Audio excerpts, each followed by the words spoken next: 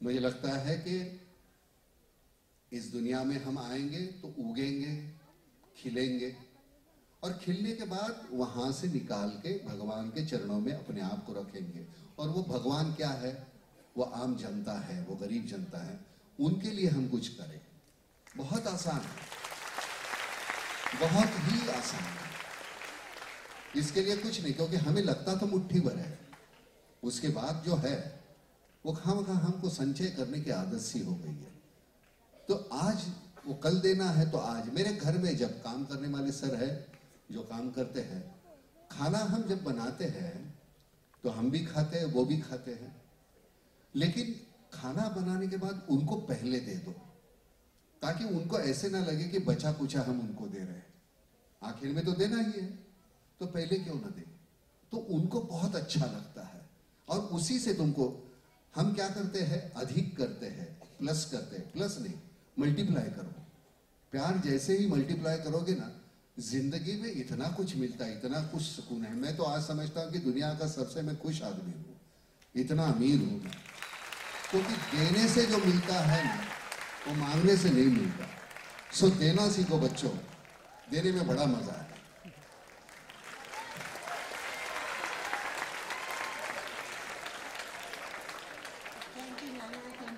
जी, आप लोग जानते हैं कि I think we could not have asked for people more apt than these two. They are both very successful professionals by dint of their exceptional talent and hard work. They both have spoken on social and national issues with total honesty and have stood up for the last person. नाना के बारे में तो कहने की ज़रूरत नहीं है, सब लोग जानते हैं कि drought affected villages में, बिहार में जब फ्लड्स हुए तो कितनी मदद करी है। और नाम फाउंडेशन, बहन जी, मैं मदद किसी को नहीं करता, मैं अपने आप को मदद करता। आप एक मीडियम बने। मेरे अंदर का इंसान है, उसको महफूज, उसको सुरक्षित रखने के लिए कहीं वो मैं मर नहीं। और मैं सच कहता हूँ बच्चे, यहाँ किस तरह का प्रोग्राम था मुझे मालूम नहीं था। मैं यहाँ सच में आया हूँ इनके पैर छूने। ये इंसान इतने बड़े हैं हमारे रिबोरो साहब, इतने बड़े हैं सर। मैं सैल्यूट करके यहाँ हाथ वेल्डिंग करना चाहिए, वो जिंदगी भर मेरा हाथ यही रहे। You are such a great person sir, just I want to touch your feet. मुझे इस तरह का तो प्रोग्राम मुझे मालूम ही नहीं था। बच्चे कौन हो गए, क्या होगा, कैसा प्रोग्राम क्या है, इसके पहले क्या हुआ मुझे मालूम नहीं। सिर्फ एक ही जहन में था, ये जरूर मिलेंगे उनको, एक बार झप्पी पानी है और एक नमस्कार करना है। बहुत कुछ स्ट्रेंथ मिलती है, ऐसे आदमी जब छूते हैं ना हमको तो बहुत स्ट्रेंथ मिलती है। Thank you sir, thank you very much. और आपने देखा कि आई थिंक ह्यूमिलिटी सीखनी चाहिए। ये ह्यूमिलिटी है, ये इनकी हम्बलनेस है जो इनको और बड़ा बनाती है। और प्रसून जी ने हमेशा गर्ल चाइल्ड के लिए, विमेन पावर के लिए अपने शब्दों को, अपनी कलम को बहुत अच्छी तरह से इस्तेमाल किया। चाहे वो 26/11 हो या निर्भया कांड हो। और जब हमारी बच्चियों ने रियो ओलंपिक्स में अच्छा परफॉर्मेंस दिया तो इन्होंने सब लोगों को यहाँ पे चैलेंज किया कि क्या तुम्हें शर्म आती है। आपने उनकी वो कविता सुनी होगी। उनसे आग्रह किया गया था कि कुछ एक दो कविताएं मैं सुना दूं। तो एक गर्ल चाइल्ड की जब बात हो रही है, देखिए कोई, हम यहाँ बच्चे भी हैं और बुजुर्ग भी हैं और मध्यम वर्गीय परिवारों से आए हुए हर तरह के यहाँ पे लोग हैं। एक सोसाइटी या एक लोकतंत्र या जिसकी हम चर्चा करते हैं, मुझे वो तभी सक्सेसफुल लगता है, तभी वो सफल लगता है जब वो अपने जो वल्नरेबल, जो कमजोर हिस्से हैं उनको प्रोटेक्ट कर सके। चाहे बूढ़े हों, चाहे वो बच्चे हों, चाहे वो आर्थिक रूप से, सामाजिक रूप से उतने सक्षम लोग ना हो, शारीरिक रूप से उतने सक्षम लोग ना हो। अगर हम उनका ध्यान नहीं रख सकते तो वो लानत है उनका, तब हमारी सोसाइटी की कोई वैल्यू नहीं। जब तक इन वल्नरेबल एंड्स का ध्यान, और महिलाएं, मुझे लगता है कि ये वक्त की बात है कि आज हम महिलाओं के बारे में चिंतित हैं और हमको लगता है कि उनको सुरक्षा की आवश्यकता है। कल को ऐसा नहीं होगा और ऐसा नहीं होना चाहिए, क्योंकि किसी भी रूप में, देखिए कभी ऐसा शायद रहा हो ये पहाड़ पर चढ़ने के लिए आपको बहुत शारीरिक शक्ति की आवश्यकता थी और पुरुष ज़्यादा शारीरिक रूप से सक्षम था, चढ़ जाता था ऊपर ऊपर।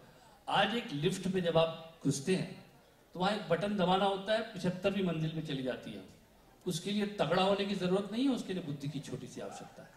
वो लड़की और लड़के में बराबर है, वो बटन कोई भी दबा सकता है। तो अब ये भेद नहीं होना चाहिए। और निर्भया को मैंने ये कविता जो मैंने एक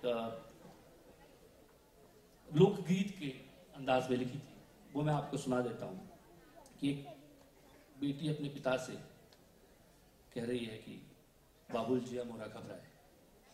गुनगुना कर सुना देता हूँ। बाबुल जिया मोरा घबराए, बाबुल जिया मोरा घबराए, बिन बोले रहा न जाए, बिन बोले रहा न जाए, बाबुल जिया मोरा घबराए। बाबुल मोरी इतनी अरज सुन लीजो, मोहे सोनार के घर ना दीजो, मोहे सोनार के घर ना दीजो, मोहे जेवर कभी न भाए, बाबुल जिया मोरा घबराए। बाबुल मोरी इतनी अरज सुन लीजो, मोहे राजा घर ना दीजो, मोहे राजा घर ना दीजो, मोहे राज न करना आए, बाबुल जिया मोरा घबराए। बाबुल रे बाबुल मोरी इतनी अरज सुन लीजो, मोहे लोहार के घर दे दीजो, मोहे लोहार के घर दे दीजो, जो मोरी जंजीरें पिघलाए, बाबुल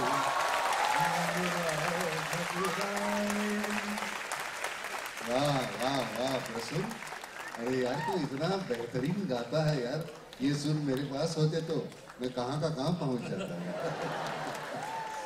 इसके बाद में आपको जिसकी उन्होंने चर्चा की थी, शर्म आ रही है ना, ये मैंने तब लिखा जब ओलंपिक्स में हमारी बच्चियों ने हमें गौरवान्वित किया। तो मुझे लगा कि हम किस बात पर पुरुष होने की ऐंठ में रहते हैं, ये किस बात की तड़ी है भाई। शर्म आ रही है ना उस समाज को जिसने उसके जन्म पर खुल के जश्न नहीं मनाया। शर्म आ रही है ना उस समाज को जिसने उसके जन्म पर खुलकर जश्न नहीं मनाया। शर्म आ रही है ना उस पिता को उसके होने पर जिसने एक दिया कम जलाया।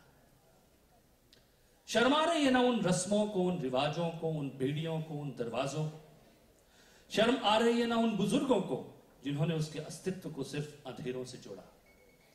शर्म आ रही है ना उन दुपट्टों को, उन लिबासों को जिन्होंने उसे अंदर से तोड़ा। शर्म आ रही है ना स्कूलों को, दफ्तरों को, रास्तों को, मंजिलों को। शर्म आ रही है ना उन शब्दों को, उन गीतों को जिन्होंने कभी उसे शरीर से ज्यादा नहीं समझा। शर्म आ रही है ना राजनीति को, धर्म को, जहां बार बार अपमानित हुए उसके स्वप्न। शर्म आ रही है ना खबरों को, मिसालों को, दीवारों को, भालों को। शर्मानी चाहिए ऐसे हर विचार को, शर्मानी चाहिए जिसने पंख काटे थे उसके। शर्मानी चाहिए ऐसे हर ख्याल को जिसने रोका था उसे आसमान की तरफ देखने से। शर्मानी चाहिए शायद हम सबको, क्योंकि जब मुट्ठी में सूरज लिए नन्ही सी बिटिया सामने खड़ी थी, तब हम उसकी उंगलियों से झलकती रोशनी नहीं, उसका लड़की होना देख रहे थे। उसकी मुट्ठी में था आने वाला कल, और हम सब देख रहे थे मटमैला आज। पर सूरज को तो धूप खिलाना था, बेटी को तो सवेरा लाना था, और सुबह होकर रही।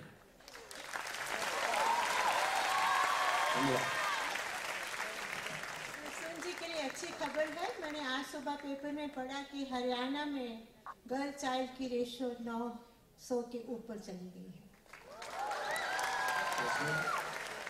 बहुत बहुत ही कम लफ्जों में इतना कुछ कह दिया तूने, बहुत ही अच्छा, बहुत ही अच्छा। जी देखिए, मेरे लिए सौभाग्य की बात है कि रिबेरो साहब जिनके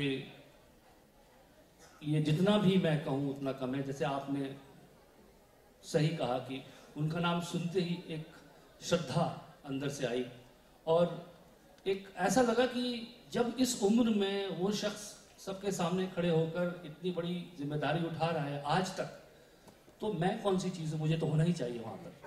तो that goes without saying that it was an honor, sir, to be here. खरं सांगतो sir. And sir, you and I was delighted कि मैं आपके साथ बातचीत करूँगा, चर्चा करूँगा, क्योंकि हम लोग बहुत कम मिले हैं और कहीं दूर से ही आपकी प्रशंसा करते रहे और आपको, आपके सूरज को चमकते हुए देखते रहे और आपका पसीना बहते हुए भी देखते रहे।